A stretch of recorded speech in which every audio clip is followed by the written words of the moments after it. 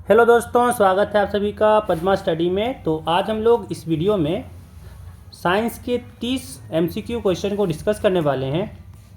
ठीक है, 30 MCQ question को डिस्कस करने वाले हैं जो आपके एग्ज़ाम के लिए काफ़ी इम्पॉर्टेंट रहने वाला है।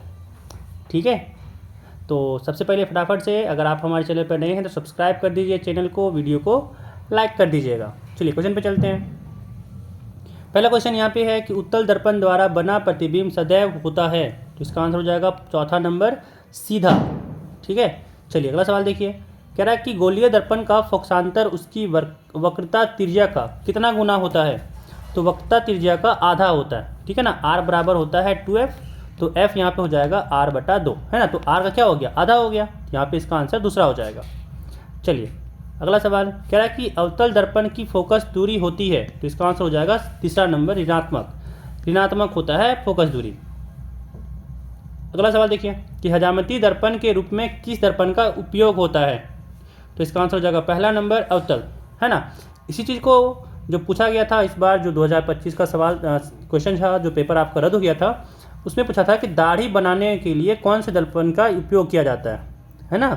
तो यहाँ पे भी था अवतल दर्पण। तो यही के दो सवाल मतलब पूछने का तरीका होता है, बस सवाल को चेंज कर देगा, मतलब वही है।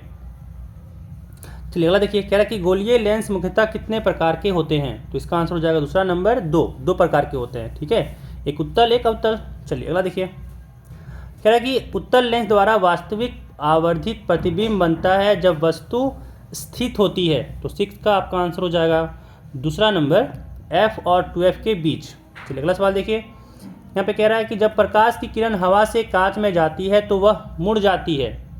ठीक है, तो इसका आपका आंसर हो जाएगा तीसरा नंबर अभिलंब की ओर। ठीक है, ऐसे आपका मान लीजिए ये नॉर्मल हुआ, मतलब अभिलंब हुआ, तो ये अगर ये सारे आ रहा है तो ये ऐसे मुड़ जाएगा। ठीक है, अभिलंब की ओर मुड़ जाता है। चलिए अगला सवाल देखिए। अगला सवाल यहाँ कह रहा है कि लेंस की क्षमता का एसआई मात्रक है, तो ये डायोप्टर होता है, हो जाएगा चौथा नंबर डायोप्टर। अगला सवाल देखिए। कह रहा है कि हमारे नेत्र में लेंस होता है, तो 9 का हो जाएगा दूसरा नंबर उत्तल। ठीक है, हमारे नेत्र में उत्तल लेंस होता है। चलिए अगला सवाल देखिए। कह रहा है कि आंख के लेंस की वक्रता त्रिज्या को नियंत्रित करती है, तो 10 का आपका 3 हो जाएगा पश्माभी मांसपेशियाँ। ठीक है, ये भी सवाल आपका 2025 के पहले पेपर में पूछा गया है। ठीक है, चलिए अगला देखिए। कह रहा है कि स्पष्ट दृष्टि की अधिकतम दूरी का मान है ना, तो इसका हो जाएगा अनंत, ये अनंत है। और अगर न्यूनतम पूछता तो हो जाता आपका 25 सेंटीमीटर। चलिए अगला सवाल देखिए। कह रहा है यहाँ पे अगला सवाल कि अवतल लेंस के चश्मे का उपयोग करके किस दृष्टि दोष को दूर किया जा सकता है, तो इसका हो जाएगा निकट दृष्टि दोष। चलिए अगला सवाल देखिए। कह रहा है कि तारे का टिमटिमाना प्रकाश के किस घटना को दर्शाता है, तो 13 का हो जाएगा आपका दूसरा नंबर प्रकाश का अपवर्तन। अगला सवाल देखिए। कह रहा है कि किसी अभिक्रिया में भाग लेने वाले पदार्थ कहलाते हैं। ठीक है, तो ये आपका हो जाएगा तीसरा नंबर अभिकारक कहलाते हैं। ठीक है, अगला सवाल देख रहा है, देखो अगला सवाल कह रहा है कि यहाँ पे CO3 है, उसको हीट दिया गया, मतलब उष्मा दिया गया, तो ये टूट गया CaO + CO2 में। तो कह रहा है ये किस प्रकार की अभिक्रिया है ना, तो ये टूट गया मतलब क्या हुआ, वियोजन हुआ, इसीलिए इसका आंसर हो जाएगा वियोजन अभिक्रिया। अगला सवाल देखिए। कह रहा है कि श्वसन कैसी रासायनिक अभिक्रिया है, तो 16 नंबर का हो जाएगा आपका पहला उष्माक्षेपी। ठीक है, उष्माक्षेपी। देखिए आप सांस लीजिएगा और जब सांस छोड़िएगा देखिएगा आपका जो सांस छोड़े हैं, जो आपका निकल रहा है वो गर्म होगा हवा, है ना, वो गर्म हवा रहता है, इसलिए हो जाएगा ये उष्माक्षेपी। चलिए अगला सवाल देखिए। कह रहा है कि निम्न में से कौन सी अभिक्रिया नहीं होगी। ठीक है, तो 17 का आपका आंसर हो जाएगा दूसरा नंबर ZnSO4 + Cu, ये अभिक्रिया नहीं होगी। चलिए अगला सवाल देखिए। कह रहा है कि निम्न में कौन संतुलित समीकरण है। ठीक है, तो यहाँ पे अगर देखें तो बाएं तरफ हाइड्रोजन 4 है अगर पहले में बात करें तो, और दाएं तरफ देखिए 3 हाइड्रोजन है, तो ये तो नहीं होगा। दूसरा में देखें तो 3 Fe है, दाएं तरफ भी 3 Fe है। बाएं तरफ 4 दूनी 8 हाइड्रोजन है, तो दाएं तरफ भी 4 दूनी 8 हाइड्रोजन है। यहाँ पे 4 ऑक्सीजन है, तो यहाँ पे भी 4 ऑक्सीजन है, इसका मतलब यहाँ पे इसका आंसर हो जाएगा दूसरा नंबर।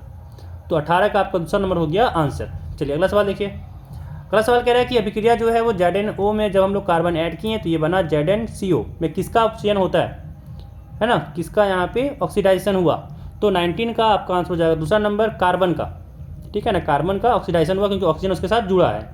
चलिए अगला सवाल देखिए। कह रहा है कौन सा पदार्थ लाल लिटमस पत्र को नीला कर देता है, तो लाल को नीला बताए थे ना, बार बार कह रहे हैं कि लाल को नीला मतलब क्षार, है ना, एल एन ऐसे याद किया जाता है, एल एन और एन एल, ठीक है। यहाँ हो जाएगा ये अम्ल, तो यहाँ पे लाल को नीला कर रहा है इसलिए क्षार हो जाएगा। चलिए अगला सवाल देखिए, कह रहा है निम्न में कौन दुर्बल अम्ल है। तो याद रखिएगा ये तीनों जो है HCl, H2SO4 और HNO3, hydrochloric acid, sulphuric acid और नाइट्रिक एसिड, ये तीनों जो होता है वो बहुत ज़्यादा क्या बोलते हैं उसको, कॉन्सेंट्रेटेड एसिड होता है, ठीक है। वीक एसिड आपका ये CH3COOH है, ठीक है। दुर्बल अम्ल जो है वो CH3COOH है। चलिए अगला सवाल देखिए, अगला सवाल यहाँ कह रहा है कि अम्ल के जलीय विलयन में उत्पन्न होता है, तो यहाँ पे हो जाएगा पहला number H+ ion, H+ ion उत्पन्न होता है। चलिए अगला सवाल देखिए, कह रहा है दही में कौन सा अम्ल पाया जाता है, ठीक है। तो इसका हो जाएगा दूसरा नंबर लैक्टिक अम्ल, दही में लैक्टिक अम्ल पाया जाता है। अगला सवाल कह रहा है कि अम्लीय विलयन का मान pH मान होता है 7 से कम, दूसरा नंबर हो जाएगा 7 से कम। चलिए अगला सवाल देखिए, अगला सवाल यहाँ पे कह रहा है कि कौन अधिक क्षारीय है, ठीक है। तो जो pH में वैल्यू जिसका ज़्यादा, सबसे ज़्यादा, वो हो जाएगा आपका क्षारीय, यानी चौथा नंबर हो जाएगा pH जो जिसका 14 है, ठीक है, ये अधिक क्षारीय होगा। चलिए अगला सवाल देखिए, कह रहा है कि व्यंजक चूर्ण का रासायनिक सूत्र है ना, तो आपका यहाँ पे 26 का आंसर हो जाएगा 3 नंबर CaOCl2, कैल्शियम ऑक्सीक्लोराइड। चलिए अगला सवाल देखिए, प्रकाश संश्लेषण में ऑक्सीजन बाहर निकलती है ना, तो 27 का आपका आंसर हो जाएगा पहला नंबर जल से ऑक्सीजन बाहर निकलता है। अगला सवाल देखिए 28 नंबर कह रहा है कि अनोक्सी श्वसन के फलस्वरूप क्या बनता है, तो 28 का आपका दूसरा नंबर हो जाएगा एथिल एल्कोहल बनता है। चलिए अगला सवाल देखिए, कह रहा है निम्नलिखित में कौन परजीवी है, ठीक है।